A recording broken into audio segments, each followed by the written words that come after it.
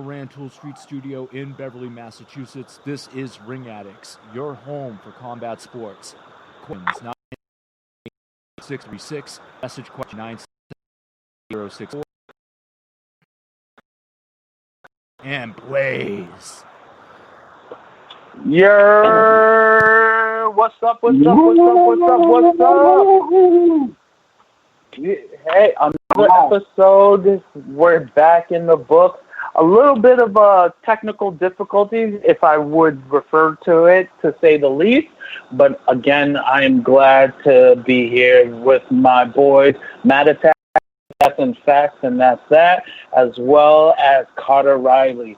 We're going to start fast and furious into the Raw show. But before we go there, I want to pay a little bit sad and there was just that bomb incident that just occurred in Lebanon today, Tuesday, August 4th. So that is a devastating thing that happened. Definitely some people died, people got injured, but as the whole world is going through coronavirus and COVID-19, but there are also multiple things going off, like Hurricane Isaias, and we also have, of course, this bomb that just went off in Lebanon. So we pay our respects to all those people. Hope they get the help that they need. Everyone out there, stay safe. Stay wherever you are. We wish you the best, and we're here for combat sports.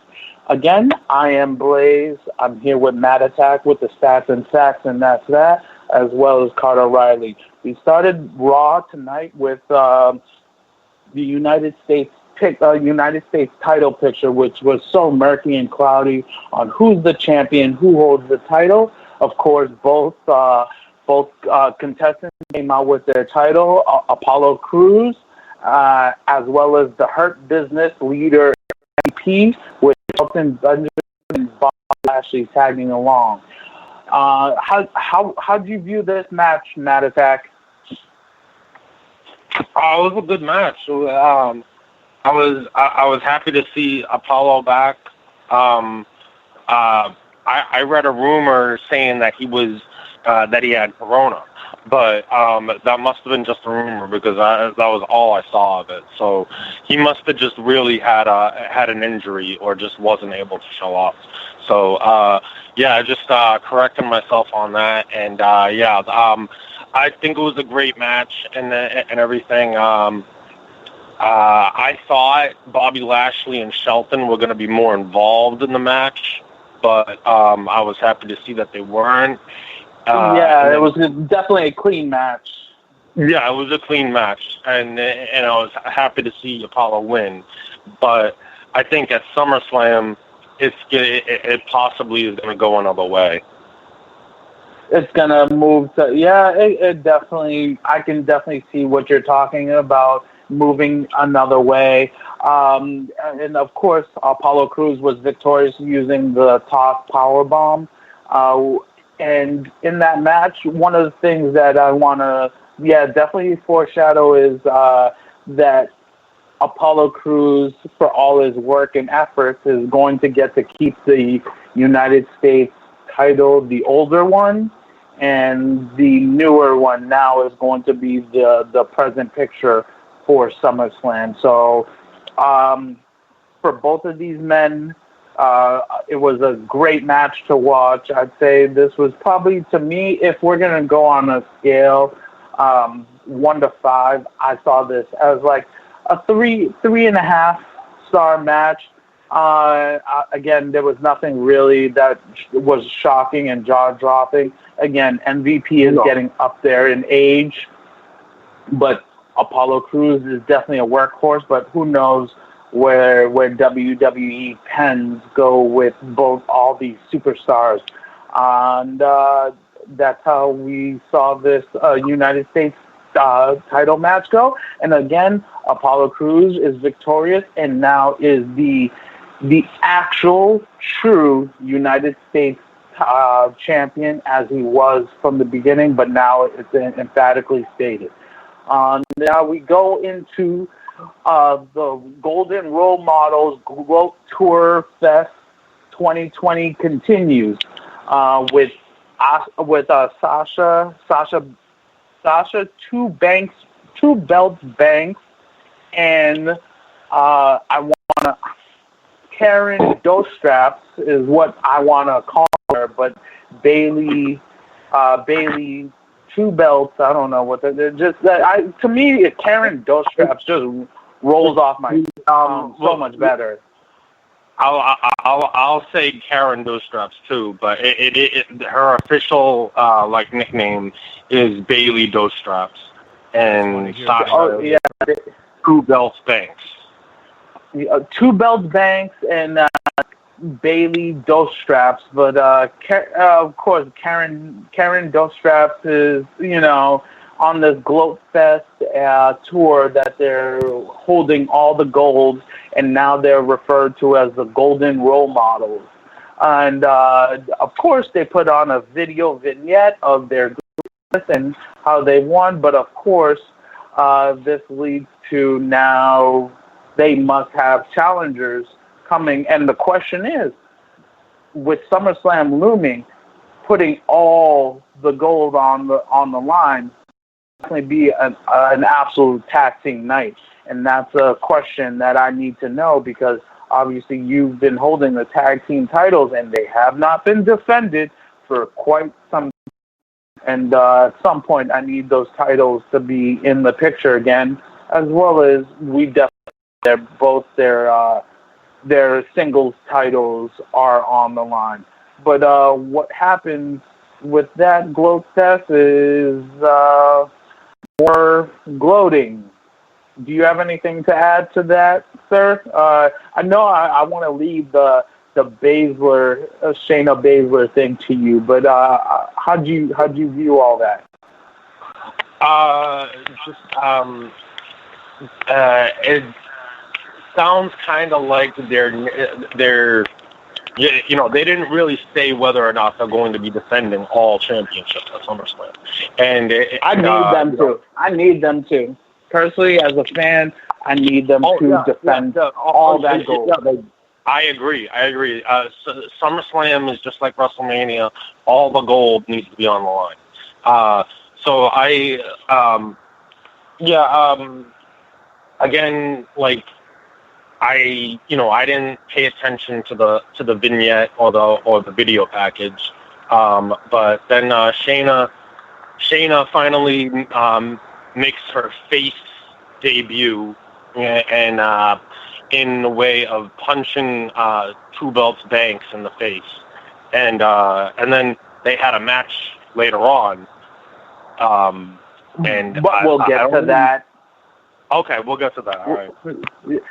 Let's go into we can go straight into the Iconics attempting to be a part of the KO show as their guest. But of course, Kevin Owens informs them that he already has a guest for the show. So presently we're watching the babyface version of Kevin Owens emerge, and what he was there intended to do on the KO show was reignite the fire with the Riot Squad, being the dissension between Ruby Riott and Liv Morgan. And I enjoyed this.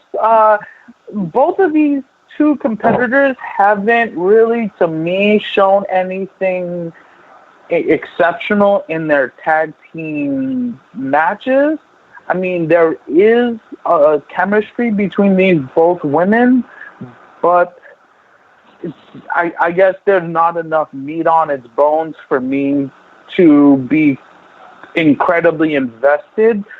Just looking at it from the ring appearance, I know obviously it was her, Liv Morgan, Ruby Riott, as well as Sarah Morgan, but again, I didn't have enough care until Kevin Owens mentioned that, him being on the road, knowing their chemistry, that they should be able to, or him attempting to bury their hatchet because of how much dirt Kevin Owens has done in his tag team runs, that he has not been the greatest tag team, or at least has burned so many bridges and doesn't have those friends. So bringing his story into the picture definitely made this friendship or this tag teamship reignite, which I definitely enjoyed it being on the Kevin Owens show. And that was a really great spot, in my opinion, of writing. I must say that piece of it being in the ring, them talking with Liv Morgan, Ruby Riott, and Sarah, and even mentioning Sarah Logan and her goodbye, that there was some continuity in that story.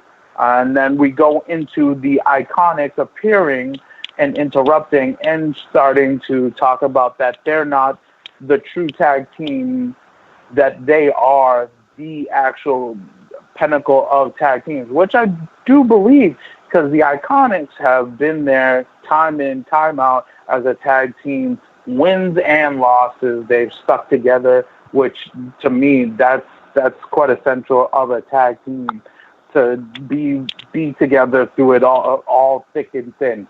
How do you see that situation? And then we go into the match between them. How do you see that, MattAttack? Well, I don't like to pay attention to too much of the drama that goes on all the time, but this thing between Liv and Ruby was actually kind of something that I like, because the Riot Squad, even though they were heels when they were the three of them were all together and everything, I loved them. They were awesome. I mean, they didn't always get some good airtime, like on Raw. Yeah, that's true. That's definitely true. Some of their airtime was kind of just like them in the back and here and there and everything. Not all three of them got to wrestle all the time, and I felt very bad for that. And I felt very bad when Sarah was written off, and then she was released on April 15th, and now I feel very happy for her that she's starting a new chapter in her life. She has a kid coming and everything, and congratulations. Congratulations to her and Eric Rowe from the Viking Raiders. Oh, and, no kidding! That's the father. Yeah, that's the daddy. That's Daddy, Eric Rowe. Oh, okay. Now I definitely can see how they became friends at catering. Okay, continue. I digress.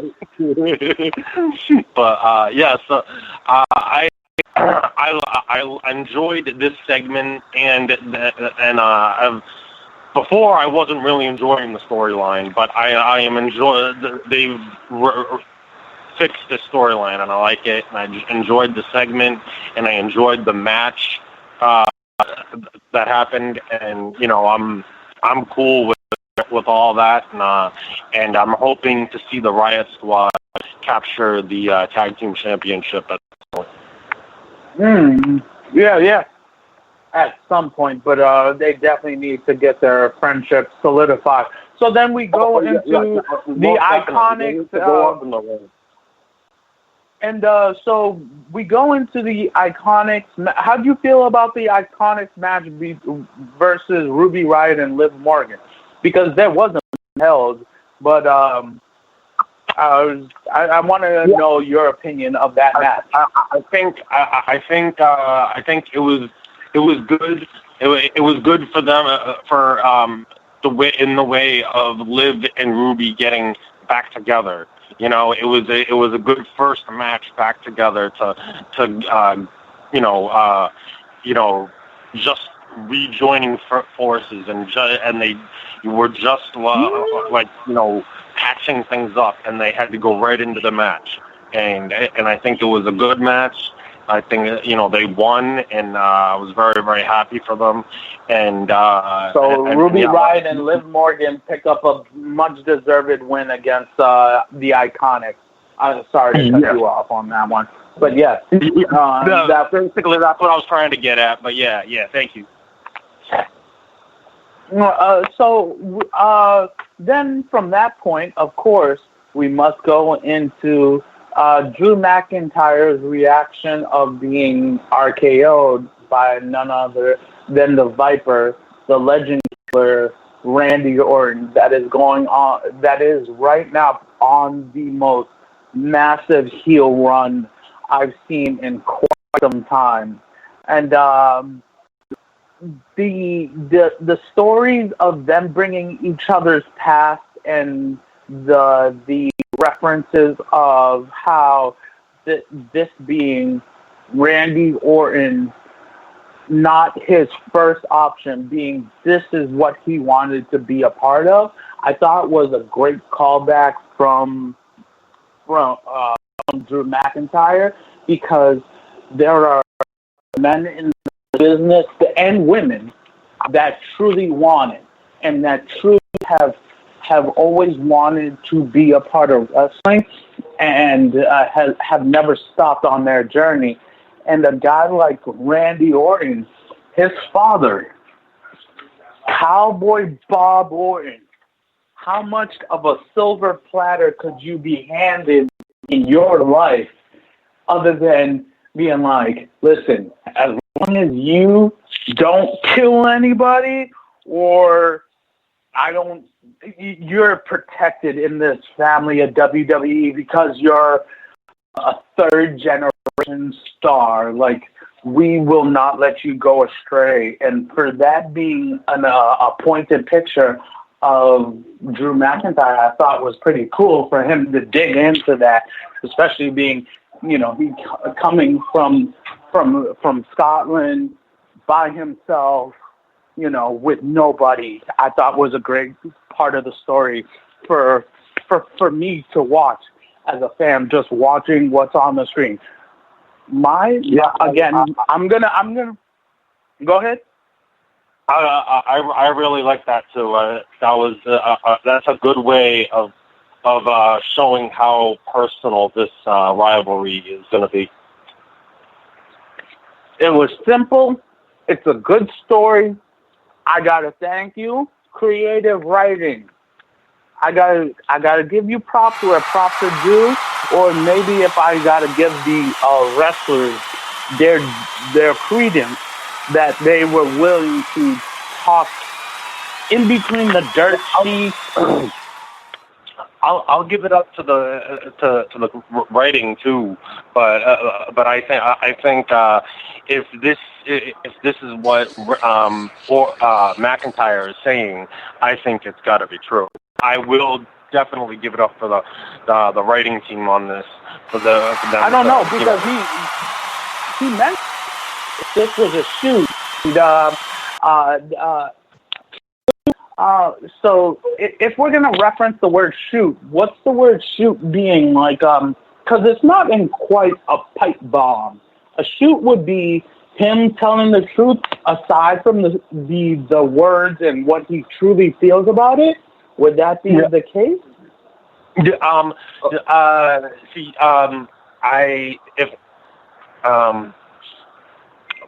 I know we cannot like air people's voices saying stuff on here, but I believe it was like a year, maybe a couple years ago, Paul Heyman gave the definition of a shoot promo, and basically it's when you go on like a rant of somebody in a promo, and you go on this rant.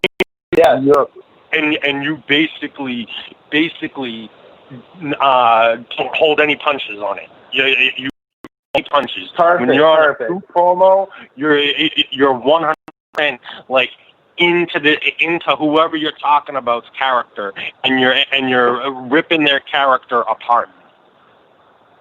So with that point provided, it was definitely great to see. And again, Of course, my main man, MattAttack with the stats and facts, and that's that. I'm telling you the truth. Again, we're here to talk about from the ground up wrestling as fans. We are the ones that surround the ring. We are the ones that you need us to tell you the truth. We are the voices. Excuse me, a little tongue twisted. We are the voice of voiceless. Corner to corner, turnbuckle to turnbuckle, off the top rope with a headbutt. I'm here to always put myself in your sphere to let you know we are the fans. We're here. This is what excites us. This is what's trash. And this is a simple story. Two men are ready to go fisticuffs at one of the biggest pay-per-views, and I'm excited. I don't need any extra. Sometimes a simple story is enough for me for anything being told. We go now to in a situation where Kevin Owens is talking to Ric Flair, and Ric Flair is trying to provide him advice, being like, listen, I can propel you back to that title picture if you know how to play this P's and Q's. And of course, Kevin Owens goes, I've been down that road. I want to try something different. I want to try it my way. How about, and of course, with Ric Flair in his face, challenges Randy Orton, which I do like, but I don't want to see Kevin Owens take a loss. But again, I do enjoy seeing him standing up for what he sees, because on social media, I must say, I'm not a Twitter fan, but the amount of good that Kevin Owens has been doing has propelled past Twitter and has gone on to other pieces of social media that I follow, because he's really, he cares just what is around his vicinity, and I've just enjoyed his character development now, because obviously he's been a bad guy, but now he's definitely gaining new layers of his character, which I've truly enjoyed. And of course, there's going to be a challenge to Randy Orton next week. We go, so we go to the Nia Jax in the ring. I want to leave this to you, MattAttack. How do you see this Nia Jax in the ring segment? I was a little confused. Last week during that match, the beginning part of that match, which it began, but it didn't. It blew up right away, and so I missed all of that. So seeing this Pat Buck dude in the ring there with Nia, and Nia, explaining herself and explaining what happened and everything, I understood more about what happened last week after missing the whole thing, that whole segment. But I think Nia Jax, she needs to. I think I'm not going to say she needs a character change. She doesn't need a gimmick change. I think she just needs maybe in some way an attitude change. I'm not saying that she should turn face. I don't want her to turn face. I think she's a great heel. She's an awesome heel. I just think she's a little too rough with competitors in the ring, and believe me, I am the first one that will tell you that this is not ballet, this is wrestling. So when it comes to saying a little too rough, that's kind of real stupid, but you do have to have care, because this is a show that you're putting on for family to see. This is a show that you want to sit down and watch with your family and everything like that, and nobody wants to see Kairi Sane get injured the way she did, which they didn't even show. They kind of blocked. whole scene out. But and which was good. That's good. But they blocked it out because it obviously wasn't supposed to happen. So Nia Jax gets blocked. It definitely wasn't supposed to happen. Yeah. Definitely wasn't supposed to happen. She's definitely gone off the kilter, but at the same time, this fierce Nia Jax wants a part of me wants to see her against Nyla Rose. Oh, I'd love it. I would love it. That's what I want to see. I would love it. I just don't. I don't know if her being indefinitely suspended is a work. I don't think it's a possibility. I don't think it's going to be a possibility, and I don't think they're going to let go of Nia Jax, in my opinion. But because I think Nia Jax. Go ahead. I think the whole suspension indefinitely without pay, I think that's a work. And she will. Okay. Yeah. So upon watching that, like I said, if it was a work, I mean, it definitely got the point of her physical nature towards unofficial athletes in the ring, which is irreprehensible to just strike a referee and outside officials that have nothing to do with your match. And so good luck on Nia Jax doing a little bit of soul searching, figuring out what she wants to do, and we go to the 24/7 title picture, a triple threat versus R-Truth, Akira Tozawa versus the champion Shelton Benjamin, the new 24/7 champion, which, in all true honesty, this 24/7 title is not 24/7, but maybe it's because it's coronavirus, it's not 24/7. That's for true sake. Let's be real. Lately, it has not been 24/7. That's right. You're right about that. It's more like it's a Monday 15. It's a Monday 15, 30 second. Yeah. Champion. Yeah. So and I think again, I think to the right, writing. I think you're right. It has to do with the coronavirus. It really has to, because otherwise it would take place in so many different spots and locations. It would take place in every city across the country, and this thing would have some sort of momentum. Like, I would see it crash some bar in Texas, and they would wrestle it out, and there would be a pinfall inside some bar and a takeoff situation. But because obviously the virus, the character, the creativeness would not propel it and cannot propel it. So therefore, the 24/7 title right now is a minute and 30 seconds worth of time on WWE Raw.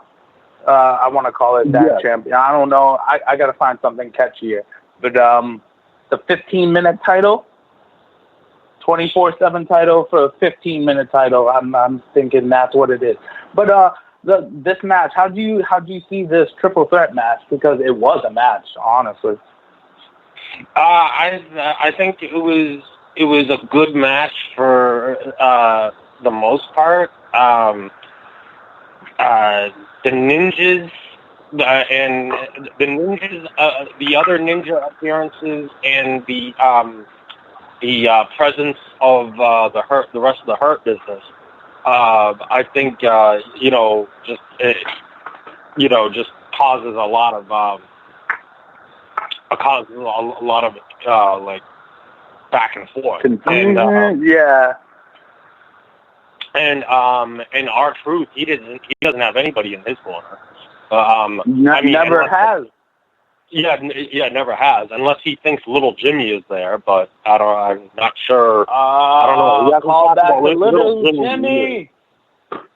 Yeah. So, of course, this match was cool, but now Akira Tozawa has the title, pinning R-Truth with a senton splash, and winning, and now is the new 24/7 champion. What he does with this and moves forward holding the title should be fascinating to see, because Akira Tozawa is definitely an athlete. I mean, it's hats off to him for him being a part of the 205 Live crew and being able to separate himself and, pulling this ninja motif out of nowhere and now being on Raw. So any of these 205 Live guys, if you can come up with a good idea, maybe you get some time on Raw. Maybe you get your minute and 35 seconds of fame. Who knows? But we go right into, of course, the Dominic challenging Seth Rollins to a match at SummerSlam. Gentlemen, how did you see that one? I'm just changing the channel and going back to basketball. Personally, yeah, I liked what happened last night with this. I did. Dominic was showing a lot of things. He did his dad's 619. He had like some amazing spots where I was kind of like, oh man, I hope he doesn't mess it up. I hope he can. But isn't he also what, 17, 18 years old? I'm not sure. I know he's over 18. I know that. I don't know exactly what his age is, but I am almost positive he's over 18. He's possibly 19, 20, maybe 21. He's somewhere around there. I'll check it in a little bit. And so with watching Dominic challenging Seth Rollins, the Messiah of Monday night, I mean, I'm just waiting for this to get through and Seth Rollins fight an actual, true, out-and-out competitor. And maybe this is to make sure he's still prevalent, because at some point, I don't know, maybe Roman Reigns shows up and says enough is enough, and Superman punches Seth Rollins, and we get a quiet. It's just, I'm so confused about this Monday Night Messiah, because it's like there hasn't been, or at least there was, the person that I wanted to see compete against Seth Rollins full out is Aleister Black, but of course Vince McMahon buries a new guy when he spends all his time putting all his faith into a guy who's been there for he's a chosen guy. Let's be honest. Seth Rollins is a chosen man, and he's the next anthology of what is Triple H. And so when I see it, all I see is the more of the same. Bury the new guy, he disappears. When in true honesty, this new guy is not such a new guy. He's an absolute fantastic wrestler. I've never seen him not put on a top-notch match. True out and out, I've never seen Aleister Black put out a bad match. And it's such a shame to see a guy like him buried from the prior week. But of course, we got to propel Seth Rollins to a picture. And of course, what does he do? He picks on random people. But we'll get to that point later on. So we finally get to something exciting. Shayna Baszler versus Sasha Banks. Which I personally was salivating at this match. How'd you see it personally, MattAttack? I think it was okay. It was an okay match. But, it seemed like it was going good, and then we get interference. Bailey was interfering a little bit, and Asuka came down, and I think the match got thrown out, or it was disqualification. I'm not sure which way it went, but I think it ended up in a disqualification.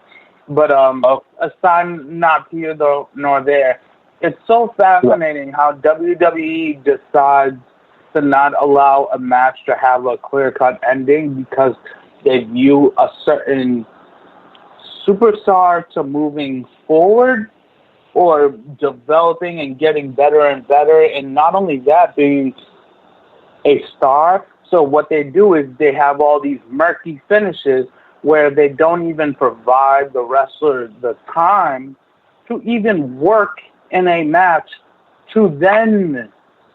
It would be better if you provided like 15 minutes of work between these women and then there was a disqualification. Rather than it's like 3.5, 4 minutes and then there's a disqualification and then there's some shit. Like, it just doesn't, like, we know as wrestling fans, Shayna Baszler is an out-and-out fighter. She can wrestle. She can pull her style off of fighting, which that's not a moot point. But the writing to saying when things happen in said matches is what's terrible within this company. And that's a deeper conversation that we need to have. The writing to which, and it started obviously with the Montreal Screwjob, right? Or when would you say this part of wrestling where the creative controls the dictating of the pace of the match, that it doesn't become a good match? But I want to ask you that question. How do you know it's a wrestler's wrestling versus the creative appearing on the mat? Can you tell?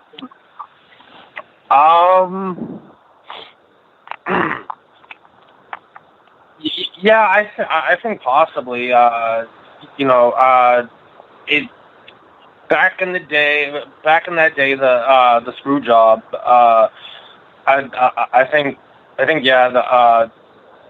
think possibly, guys like Bret Hart and guys like Shawn Michaels, guys like Stone Cold and like The Undertaker back then. I'm talking about back in the 90s, Like, mm-hmm. I think guys we definitely got to keep this part short. Definitely keep this part short. Yeah. I'm going to keep it short. I just think guys back then, they kind of ruled the locker room as well as ruling the ring and what went on in the ring.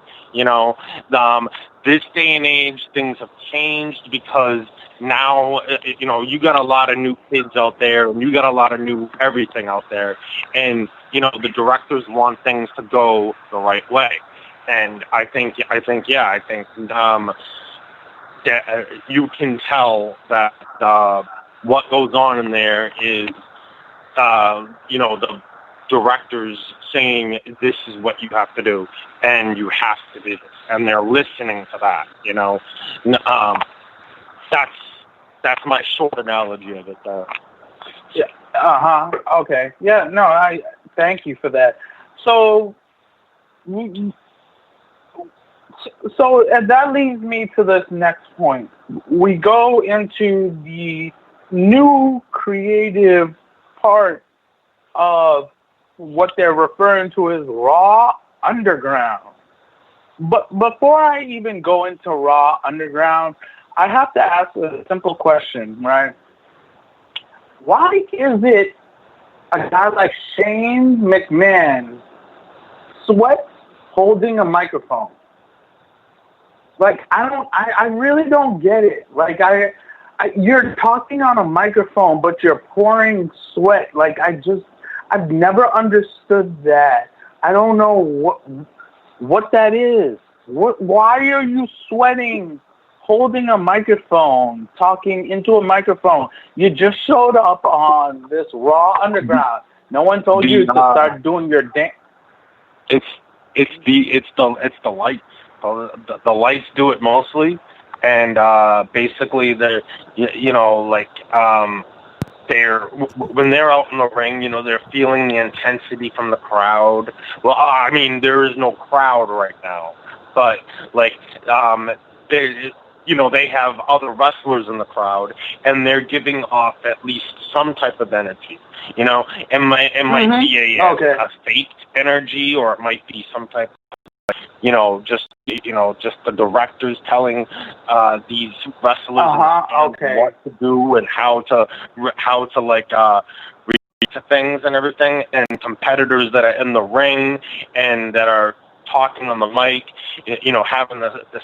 having themselves as the center of attention in that room, in that area, is can provide stress, and the stress provides you to sweat and perspire and everything, and then you have the lights looking down. I've just always wondered that. That's a side to me. It's always been amazing, because even when Shane O'Mac was a kid, even when he was just talking on the microphone, he was pouring sweat, and I've just always wondered why the hell that always occurred.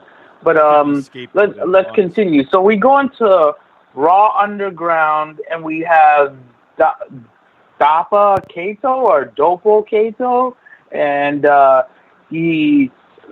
so there are no rules. There's a ring, but it doesn't have ropes.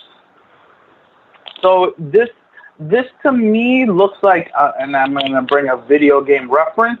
This to me looks like Def Jam Vendetta, Fight for New York. If you ever played, there was an art. I found a couple of people saying that, why does Raw look like Def Jam? I was like, yeah, that's right. Dude, I again, you know me well, and I don't follow anybody online. I only come with my own opinion, and again, this is an authentic thought. When I saw this, I was like, I just immediately want a Def Jam Vendetta Fight for New York video game, because that's how I viewed this thing, as Raw Underground. I mean, okay, it's a simple idea. It's a simple, but it can develop to be. I didn't really know what to think of it at first. Not exactly. And then when I saw somebody say that, Def Jam, I was like, that does sound pretty good, Def Jam. That was a fantastic game. I soaked so many hours into that game. It was so good. It was such a good wrestling hip-hop video game, if you ever got a chance to play it. But you there? We'll hello? Yep.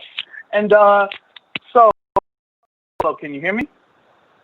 Hello? Yeah, I can hear you. For a second there, it sounded like you disappeared, but I can hear you now.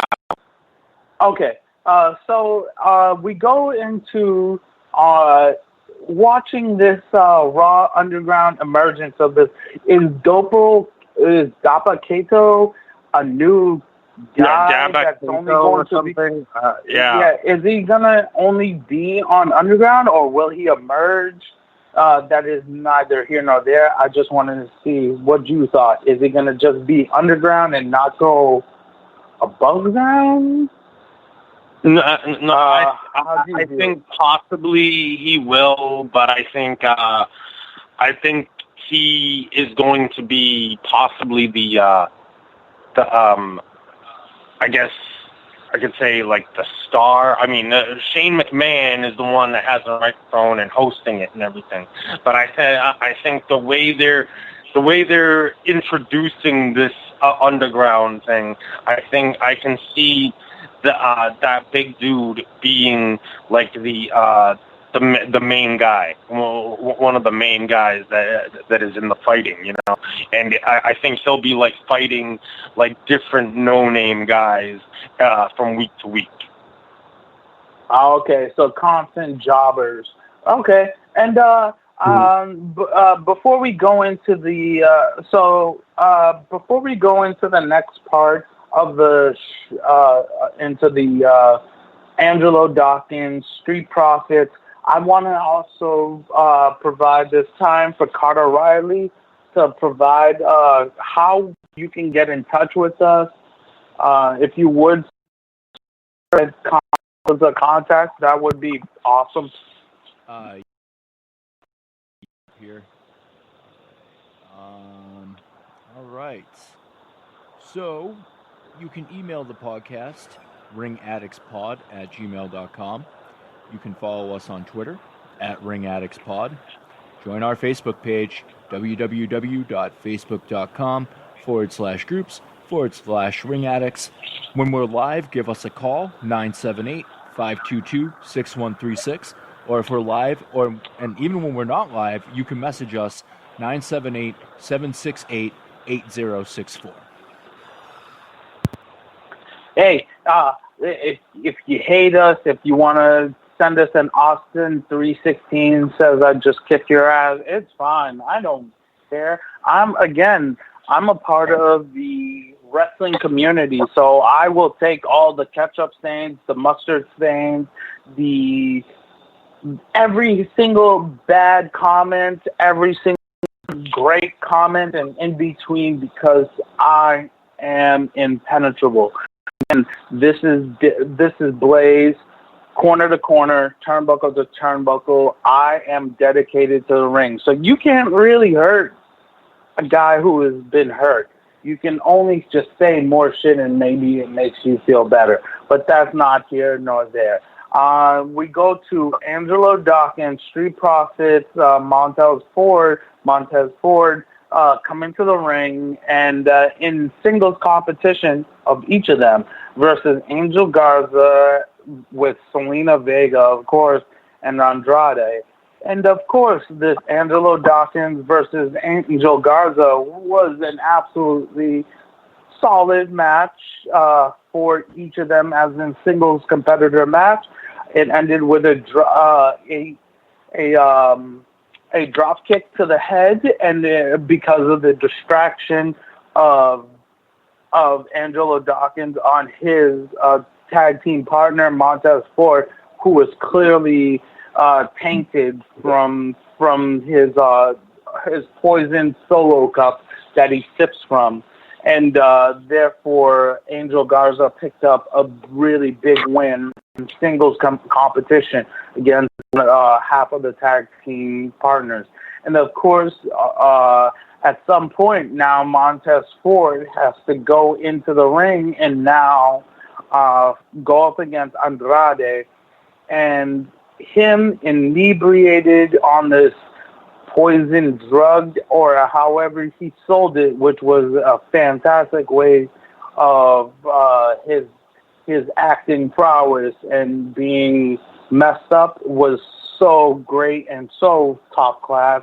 I thought it was great, and that they needed to call the doctors. It was definitely good stuff with this tag team.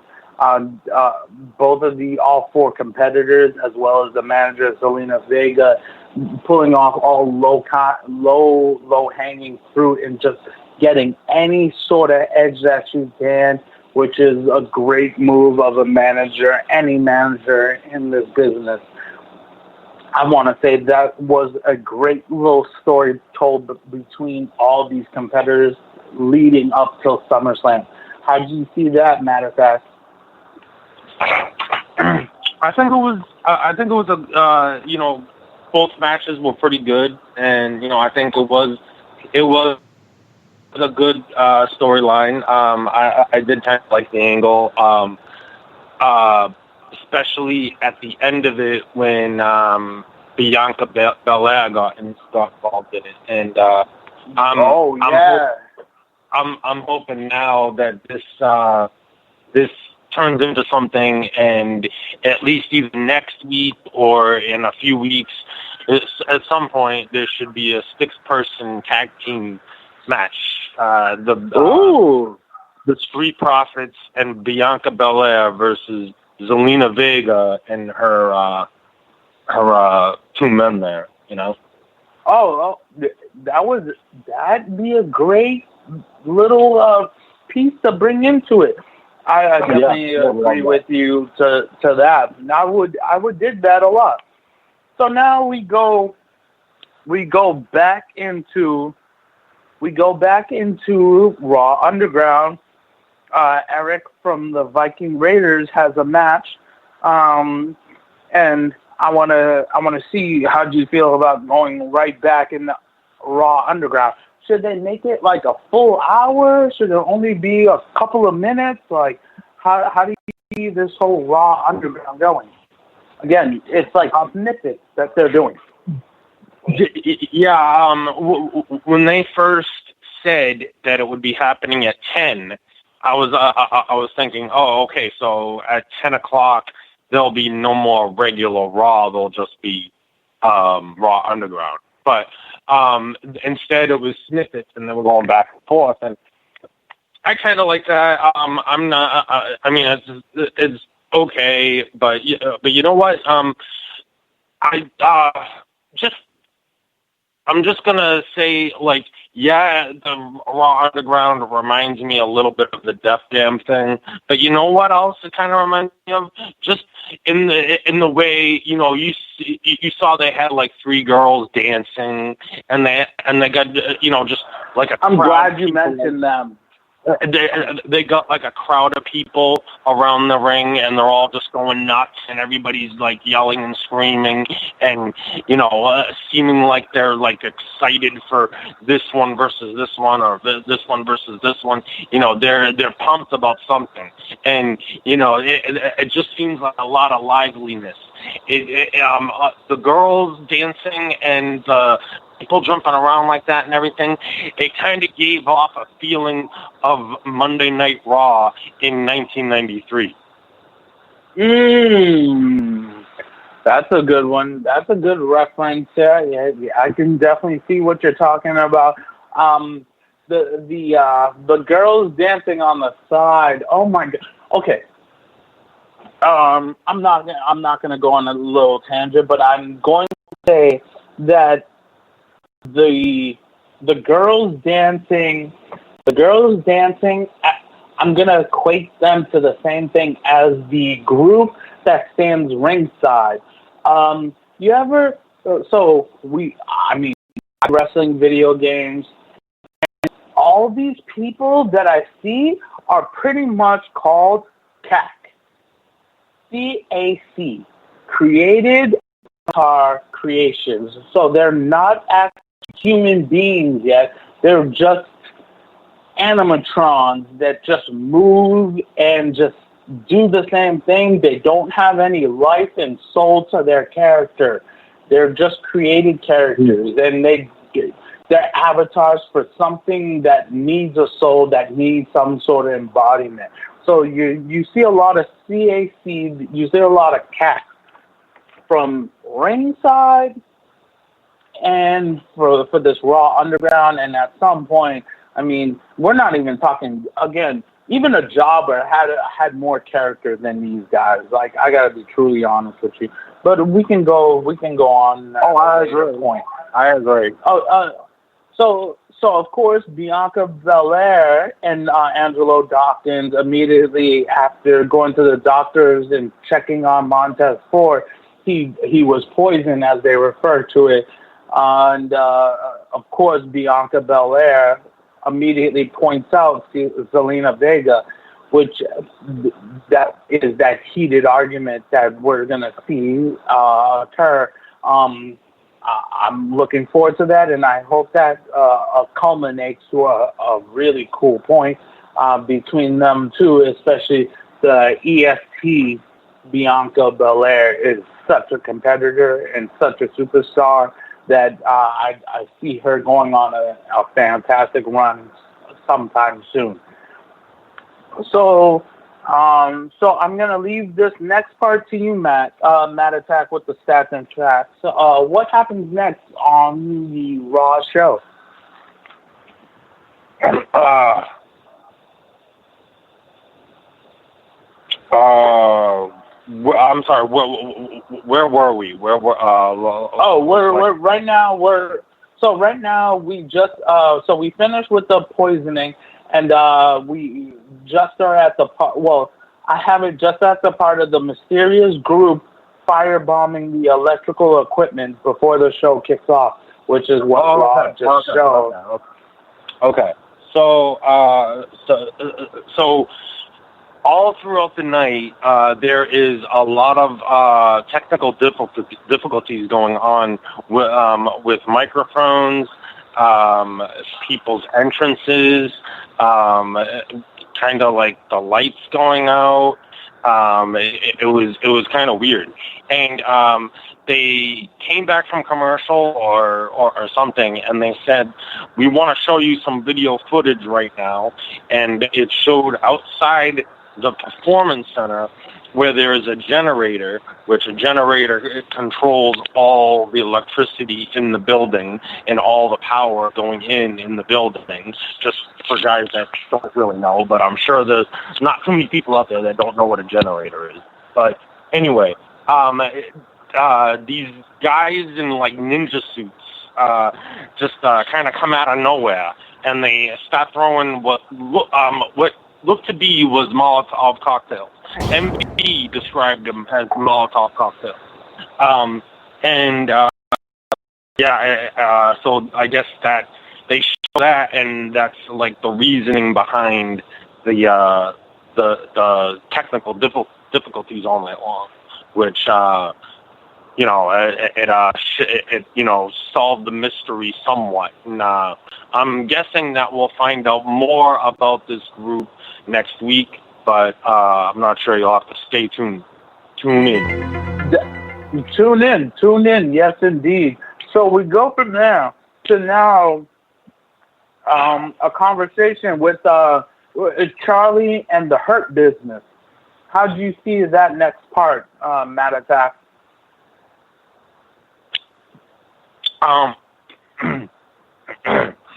Charlie interviews the Hurt Business about their matches earlier in the night, where MVP was facing Apollo Crews for the United States Championship. MVP lost, and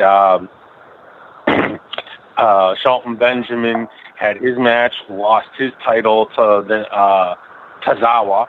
And so Charlie is just kind of like recapping and saying how this is a very bad time for you guys and everything. And they take offense to it like they always do. And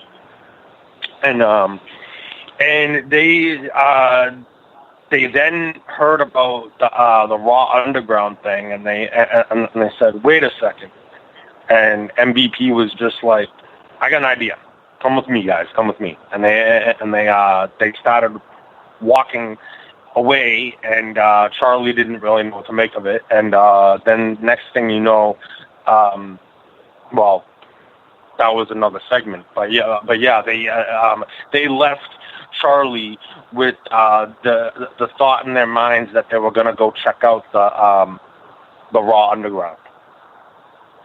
Oh, okay. And so we get to the point where, of course, the Monday Night Messiah, Seth Rollins, comes to the ring, of course, to provide another soliloquy of how he feels that Raw needs to be lead into the next generation and the next evolution, to which he points out Tom Phillips for his bias when announcing the matches, and that Tom Phillips was absolutely excited when Dominic Mysterio was wailing on him with the kendo stick and was urging on that set. And of course,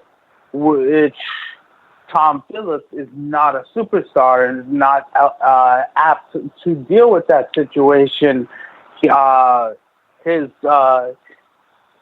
co-color commentator Samoa Joe comes to his defense and informs that he wasn't the only one there that was excited for this. That Joe was also excited to see you get absolutely beat on, which I was super happy to see Samoa Joe stand up for his commentator team.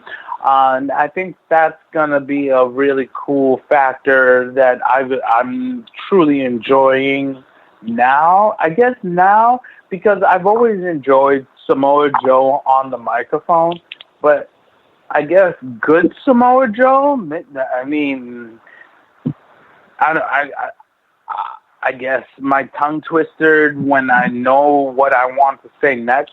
I'm a fan of Samoa Joe. Just his journey in wrestling is so layered that I truly respect that man, and I really enjoy him in the ring, but I'm not mad that he's ringside and being a color commentator at the present moment.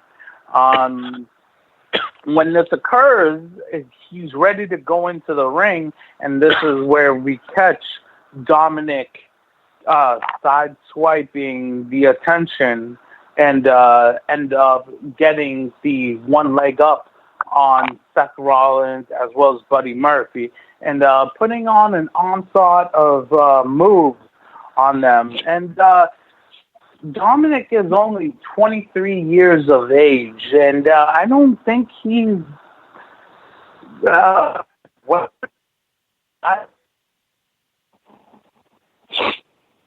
reviewed that I paid $9.99 for. Yeah, I'm gonna bring that up. You want to bring that up? I'm gonna bring it up. WWE. I paid $9.99. I don't want to see Dominic get his ass beat. A 23-year-old. Unseasoned, unweathered, just wet behind the ears, quote unquote, just go and fight Seth Rollins. There are so many other matches that should be held, but you want to show me on the $9.99 show that I pay for, and you definitely take that money. I don't want to see that. I just don't, and I don't know how do you feel about that? Again, how do you feel about that, MattAttack? I just want to say that I agree with you on Samoa Joe. I love Samoa Joe. I unfortunately didn't follow any of his ROH career, but I started following him in Impact, and just he is the type of wrestler that you want for your company, because he's just so like talented in so many different areas, and I won't get off on a big tangent, but I just want to say I have lots of respect for Samoa Joe myself. I love Samoa Joe. He's a great wrestler.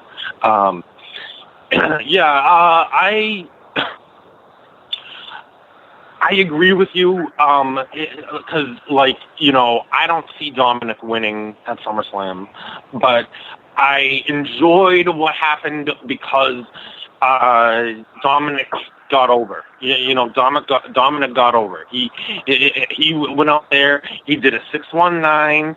He did a jump off the top rope. You know, he was all over the place. He flew.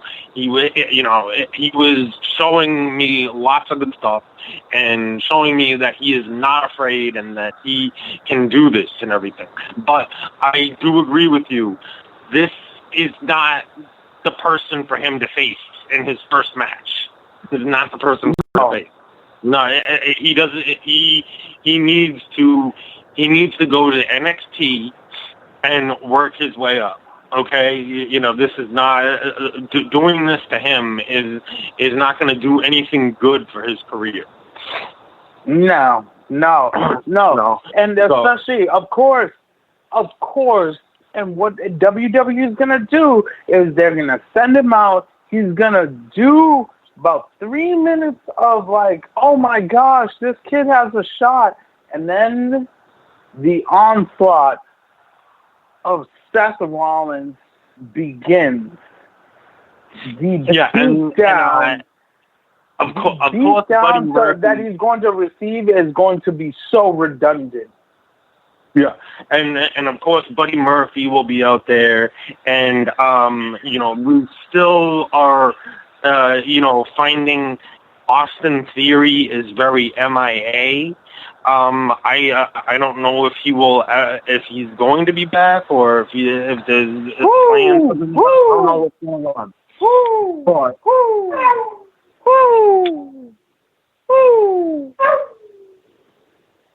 I don't know if you can hear that, but my dog. Two things that he howls to is the New Day Who and the Ric Flair Woo, and of course the sound the same to dogs. But again, I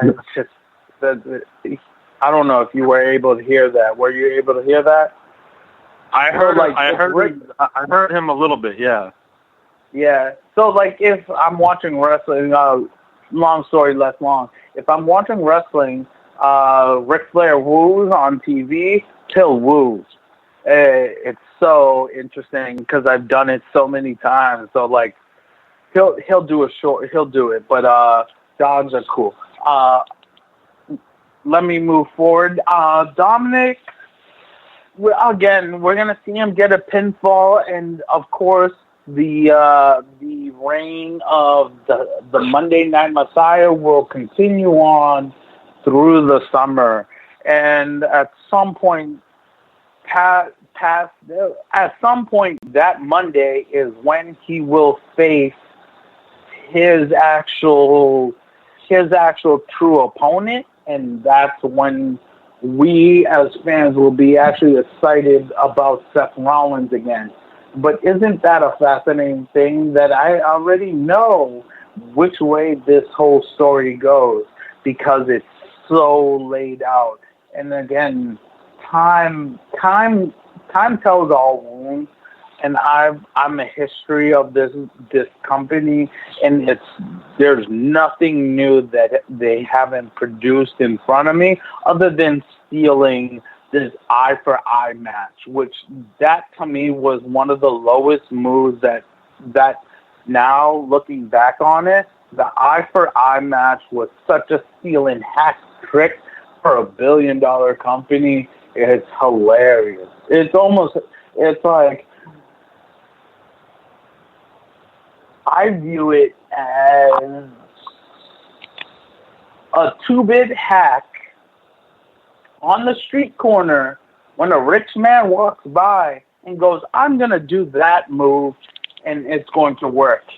That's how I view WWE in terms of just stealing these stories, stealing these premises. But you will learn my heat towards, and I'm going to say WWE creative. I'm not going to say towards the wrestlers, but I also want to bring up one small point. All those wrestlers around the ring or athletes around the ring, y'all are fucking stupid. I'm sorry. I'm not even sorry, but y'all are fucking trash. Trash. Whatever emotion, whatever you wanted to be in this business, if you can't show true emotion for what you care about in this ring, how do you think the people around the ring will actually care about you when you get in there? Until you show that, you are not a fan, you are not a wrestler, you are a ping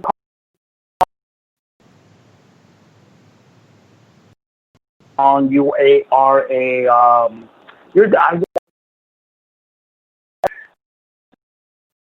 skin crawl every single person that surrounds the ring. I just wanted to say that little piece. We go to the final stretch of wrestling. We see Raw Underground appears. Dolph Ziggler picks up a knockout win, or a chokeout win, actually. And then, how'd you view the last bit of Raw Underground, MattAttack? I was okay with it. It ended pretty good. I think it's kind of a good thing to see that the Hurt Business is gonna kind of try and take over the Raw Underground. I don't know exactly what could come out of it, but I think it's good. The Hurt Business, they're violent. That's why they call them the Hurt Business. They're very violent, and they're very dominant as time goes on. They'll be very dominant, because MVP and Shelton Benjamin. I see lots of good things coming for that tag, for their stable, their group, and I think the Raw Underground could actually be a hit. I'm not sure where else it's gonna go. I mean, it's it is that type of thing where it's kind of like a surprise thing. We're not gonna know what to see from it next week. It's kind of cool. True. And so, again, we have the Hurt Business asserting their dominance on Raw Underground. We'll see where it goes. Part of you understanding us as we are understanding you, we must stay inside the ring. I want any comments, questions, concerns, texts, all stay within the present time period. If you want to bring dirt sheet stuff, that doesn't work to present day, because presently we're dealing with Tuesday, August 4th, 2020. We can't be talking about something that's 2 weeks down the road, nor do I want to talk about something that's 2 weeks down the road. And that's why I stay away personally. It is one of my cadences. Ignorance is bliss. I want to see what they can produce, because I want to truthfully, factually, and honestly say whether or not it's great stuff or if it's actual bullshit. That's why I don't read all these messages of such and such is doing this and that next week. I will never read that stuff, because I want to give you my true opinion of right now. I don't want to spoil nothing, because I want to stay in an ignorant place, and that's where I choose to be. I believe the WWE website and the possibly the network, I believe they have already announced that about what I told you earlier. Yeah, no, I understand that. Because they're trying to drum it up.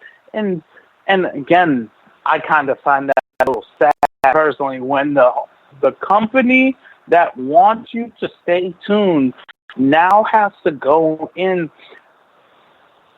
You have 3 hours. You have 3 hours from 8 p.m. to 11 a.m.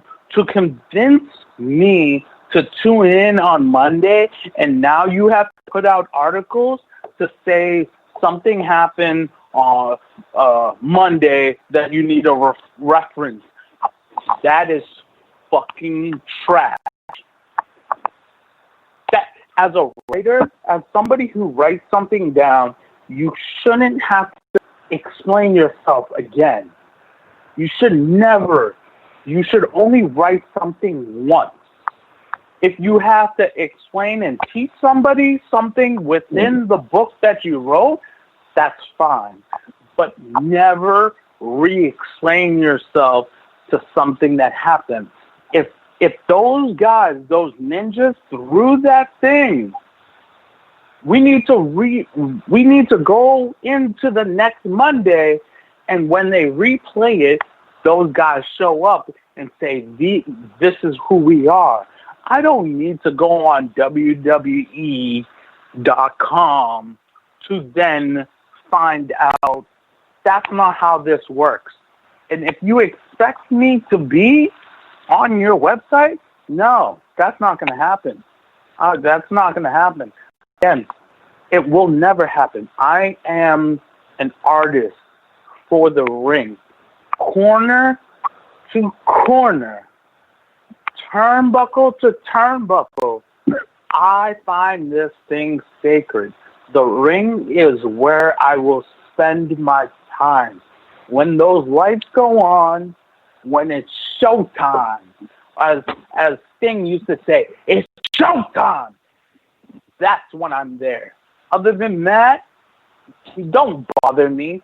Don't bother with me with some dark sheets shit. I don't want to hear it. I never will listen to you because you spent all my time at the beginning, middle, and end of the show to explain yourself, and now you're going to want me to go on your website 2.5 hours after it and go, wait, listen, these are the guys. No, you've already lost me. And again, we're talking about $100 million company going out and having to put captions on shit. You're already losing the race. Again, we are ring addicts. We find the ring sacred just as Imperium. This is where our conversation will remain. And until those companies understand it, AEW, NXT, WWE, TNA, whichever company must know that this is where the truth lies. Again, we are the best, and there is going to be a time where those need to know we are the best. We are the voice of the voiceless. We are the truth.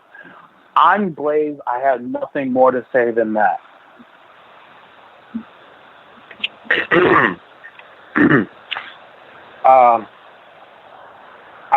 Well, I'll just say, I respect your opinion. I respect how you. I respect how you view that. And I respect. I will respect your wishes and try to steer away from that stuff. But like a lot of this stuff, comes like across my phone like every 5 minutes on this ringside news. The ringside news is a cheat. I should probably get rid of it because let me. Oh, before you go on to even saying the ringside, there's a word in this business called a mark or smart. Could you provide a short piece of people understanding what a mark and a smart or they are? I think I forget which one, but I think one of them is. The definition is somebody who thinks they're a know-it-all about wrestling. A know-it-all about wrestling, and they know what's going behind the scenes, and they don't want to hear what another person has to say about it, and they think that they're right, and everybody else is wrong. I think that's at least a general idea of what that's one exactly of them. what. That's exactly it. That I'm viewing this as ignorance is bliss. I'm viewing it almost like every single week I pay a certain amount of money to escape real life. And these few hours, I want to escape. I don't want to spend on a website to read about some shit that's going to happen the following week. That's like if I'm reading a book and I'm on page 5 and I skip to page 10. Wait, I'm on page 5. I'm going to stay on page 5, and then I'm going to go to 6, 7, 8, 9, and 10. That's how I view it. The passion that I'm exuding for this is for this date. It is, again, Tuesday, August 4th. Whether you like it or not, we are the best because we're not reading into the next week. We don't have anything in our pocket. We don't have anything but ourselves and our actual idea of what we view. So here I am, Blaise, telling you the truth. Right now, there are a few things that excite me about the present product right now. And there are certain things that whether or not you like it or not, will fall by the wayside, and I will change the channel because that's what I do. You will not gain my attention if it's trash. And how that is known is by what they refer to as the demographic. Because I have the Celtics that I'm a Celtics fan. Red Sox are on. I'm a Red Sox fan. I'm from Boston. We're reporting from Beverly, Massachusetts. We're the Beantown Boys, whether you like it or not. Yes, we did win a World Series with Alex Cora. Yes, he was a cheater in Houston, but we still won, and that championship isn't stricken. Like it or not, these things happen. I digress from the actual thing because I want to keep it short and sweet. We, again, are the best podcast wrestling. Wrestling is what we know. Wrestling is what we love. We're here from corner to corner, turnbuckle to turnbuckle. Please send us your likes, comments, text. Carter Riley will provide you a contact for sending us messages, send us photos, send us a middle finger. I don't give a fuck because you are the fans. You provide this energy that provides us week in, week out. You are the people that hold up the signs to telling Austin 316 just told you I kicked your ass. Whoever you are, we are the voice of the voiceless, and we love each and every wrestling fan that loves wrestling. That's it for me. That's it. That's all I got for you. That's it. And I think that's about all I have too, I believe. MattAttack, Carter Riley, Blaise, please provide our contacts. Yep. Recorded live from the Rantoul Street Studio in Beverly, Massachusetts, this was Ring Addicts, your home for combat sports. Email the podcast, ringaddictspod@gmail.com. Follow us on Twitter, @ringaddictspod. Join us on Facebook, www.facebook.com/groups/ringaddicts, and message us off of live or not live, 978-768-8064. For MattAttack and Blaise, I am Carter Riley. Peace. Peace out.